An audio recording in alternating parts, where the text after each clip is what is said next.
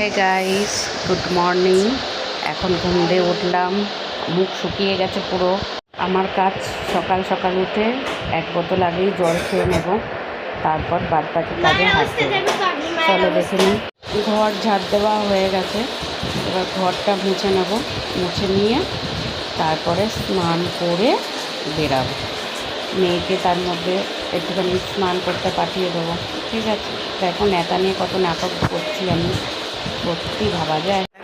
এটার অবস্থা দেখো, স্কুলে যাওয়ার আগে কত ন্যাকামো মারছে, স্নান করবে না কিছু না। তারপরে তো আমি জোর করে ওকে স্নান করতে পাঠালাম, কিছুতেই দেখো ওই ঘরে চলে যাচ্ছে বারবার, এত অসভ্য মেয়ে। তারপরে জোর করে চান করালাম। আমার স্নান হয়ে গেছে, এসে একটু চিড়ে খেয়ে নিচ্ছিলাম, খুব খিদে পেয়েছিল।